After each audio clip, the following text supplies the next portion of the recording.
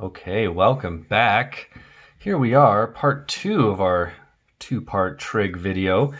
And here I'm just on the back side of our handout. And I'm going to walk us through a couple story problems here that will help us to see exactly how can we use these trig ratios to solve problems.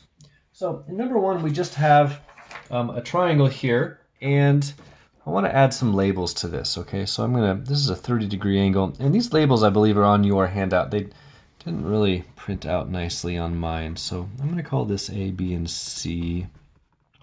The right angle is supposed to be right here. This is supposed to be labeled with a 20, and this here is X. So our goal here is to solve for X, and we're going to do this using trig ratios. Here's how this works. In all of these trig problems, you're going to be given, most of the time, at least one angle. Now, we of course have this 90-degree angle. We're always having that 90-degree angle because trig works within right triangles. So we want to look to see what angle are we given that's not the right angle. And in this case, it's over here. This is our 30-degree angle. This is where we are going to imagine ourselves standing. We talked about this in the last video. We're going to orient ourselves from this position. And then the next thing you're going to do is ask yourself, well, what two sides am I working with? Well, we've got this side over here. This is the side that I'm solving for, labeled X. And this is the side with a given length, in this case 20. So if I'm standing here at angle A, because this is the angle that's been given to me, I have this side over here. This is the opposite side. And I have this side here. This is the adjacent side. So now I want to ask myself, well, which of my three trig ratios uses the opposite side and the adjacent side? And I look up at SOHCAHTOA. I'm looking for opposite and adjacent. No. Here we go. Opposite and adjacent. Tangent is opposite over adjacent. Now I know I'm going to be using the tangent ratio to solve this problem. Part B says write an equation. Here's how this works. We're standing at angle 30. I have the opposite side, I have the adjacent side. So I would say the tangent of 30 degrees, because I'm standing at a 30-degree angle, is equal to opposite over adjacent. The opposite side is X. The adjacent side is 20. This is the equation we're going to use to solve for X. Now, something to keep in mind with trig equations is that this right here, tangent of 30, this is a number. Okay, if you were to grab your calculator and type in the tangent of 30 and you hit enter, you'll get some ugly decimal there. We'll talk about that more in a minute. But the point is that the tangent of 30 is just a number, and you can treat it just like a number when you're doing algebra. Our goal here is to solve for X, and currently X is being divided by 20. So what am I going to do to both sides? I'm going to multiply by 20. And on the right side of my equation, the 20s cancel each other out, just leaving me with X. And on the left side, I have 20 times the tangent of 30. Now what you do not want to do here is multiply 20 and 30 together to make 600. That doesn't work, right? Remember, tangent of 30 is its own number. It's almost like we have 20 times the tangent of 30, like so. At this point, you really have your answer for X. X is equal to 20 times the tangent of 30. Well, if we want to figure out exactly what that is, we're going to go to our calculators. We're going to type this in. We're going to type in 20 times, use that tan button, the tangent of 30, hit enter, and we get approximately 11.55.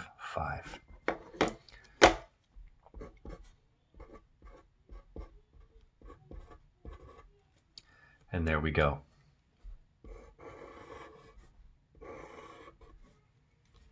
We just figured out the length of x. So this is the power of trig. With only knowing that we have one angle and one side, we were able to find the other side. And in fact, we could find all the sides, right?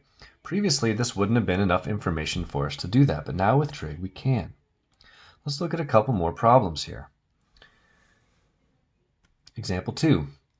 A 120-foot support cable is attached to the top of a pole. I always like to draw a picture of these things. Here's my 120-foot support cable, and it's attached to a pole. The cable will be pulled tight and fastened to the ground, forming an angle of 50 degrees. How tall is the pole? So here's our picture. So once again, we're going to solve this using trig. And once again, I'm going to look at the picture and ask myself, what angle am I given? It's not the right angle. We know, of course, always have a right angle. The angle that's given to us is here. It's this 50-degree angle. So this is where we're going to, quote unquote, stand. This is where we're going to orient ourselves for this problem. So what sides now am I working with? Well, from the 50-degree angle, we have this side that we're going to be solving for. That's the opposite side. And we also have the hypotenuse of the triangle, which of course is always the hypotenuse. And so now we know we're going to be using a trig function, a trig ratio that uses opposite and hypotenuse. So we can go back and look at our SOHCAHTOA. I want to find the trig ratio that has opposite and hypotenuse, and there it is, the first one. Sine is opposite over hypotenuse. So now I know I'm going to be using the sine ratio for this problem, and I can write my equation. I'm standing at the 50-degree angle, so I would say the sine of 50 degrees is equal to opposite over hypotenuse. And there's my equation. And once again, we're just going to solve this for x, and we're going to do this just like we did in the problem above. Since x is being divided by 120, I'm going to multiply both sides by 120, and we get 120 times the sine of 50 is equal to x, because those 120s cancel each other out. And here is my answer. At this point, it becomes a calculator problem, and we'll take our calculator and we'll just type in 120 times the sine of 50. And we get 91.93 approximately. Now, little side note here. If you are doing these problems and you have typed this into your calculator and you don't get this as an answer, it may mean that your calculator is in the wrong mode. And this is particularly true if you're using a graphing calculator. Notice on my scientific, right down here, you see this little word, DEG. That stands for degree. It means I'm in degree mode, which is the mode that we want to be in while doing trig problems right now. There are other modes that you can do trig in. The other common one is called radian mode.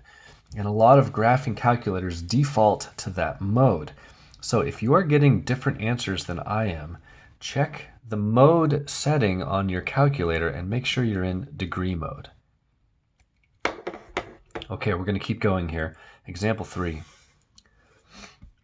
A home contractor is building a wheelchair ramp to a deck. The ramp must be at a 20-degree angle with the ground. So here's our ramp. Here is the ground. It needs to be at a 20-degree angle. The deck is 5 feet high. So here's our deck. 5 feet high. How long will the ramp be? Now we have our picture. Our picture makes a right triangle. We have one angle. We have two, well, one side, one unknown side. This means we can use some trig. So once again, look to see what angle am I given. That's not the right angle. Well, that's the 20-degree angle right here.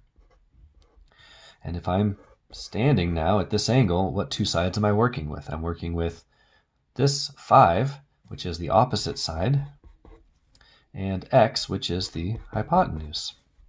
Opposite and hypotenuse. That is the same as above. when we realized that that was the sine ratio. So here we'll be using the sine ratio again.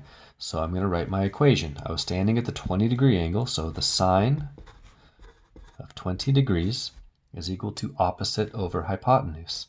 The opposite side is 5, and the hypotenuse is x. Now, this equation looks slightly different from the previous ones because up here, x was in our numerator. Now we have a case where x is in the denominator. We can still solve this the same way. It's just going to take one extra step. Because 5 is being divided by x, I'm going to undo that, and I'm going to multiply this side by x, which means I need to multiply this side by x as well. So now I get x times the sine of 20 is equal to 5. Now remember, the sine of 20 is just a number. This is really no different than having 10 times x, but just instead of 10, it's some number, sine of 20. If x is being multiplied by this number, to solve for x, we need to divide by this number. So I'm actually going to divide this side by the sine of 20, which means I divide this side by the sine of 20.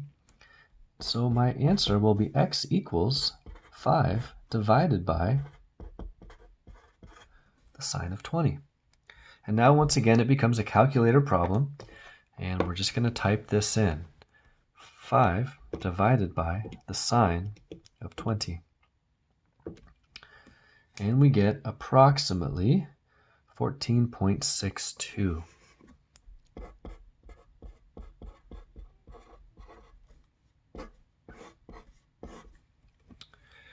Okay.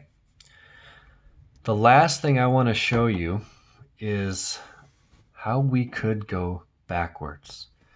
The diagram on my paper here didn't come out very nice in my printer, but on your paper, hopefully you see that this is a 12, this is a 7, this is an X, and there should be a right angle marking there.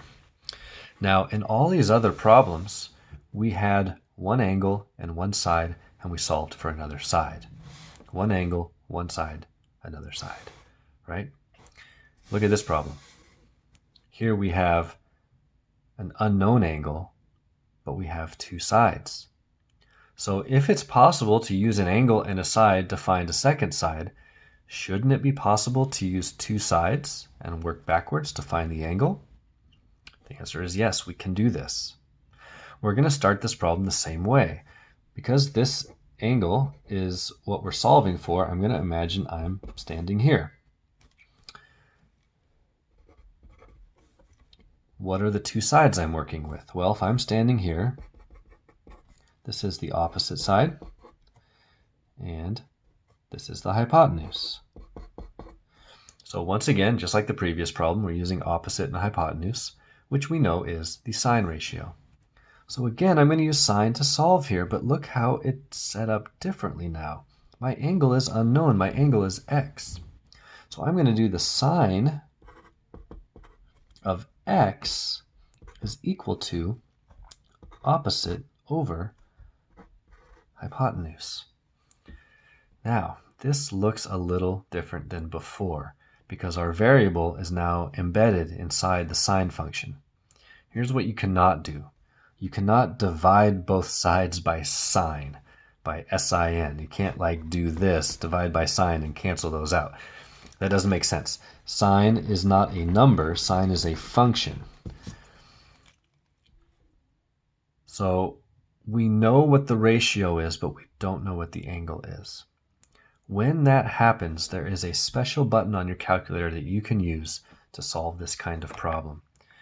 I'm going to pull it back here. Hopefully this isn't too blurry. But if you look at sine, cosine, and tangent, look at the second function of these buttons. It has sine with a -1, cosine with a -1, tangent with a -1. These are called inverse trig functions. Essentially, all they do is help us go backwards. If I know the ratio, but I do not know the angle, on my calculator, I'm going to use the inverse sine button, and I'm going to input this fraction, 7/12, and it's going to output for me what angle creates that ratio. So let's try it out. So on the calculator, I have to hit my second function button, and then hit the sign button so I get inverse sine. See that little negative one there?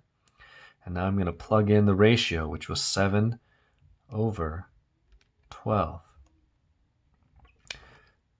Here's something real important. Close your parentheses. Okay, now I should just be able to hit the button, equal sign, and we get my angle, about 35.7.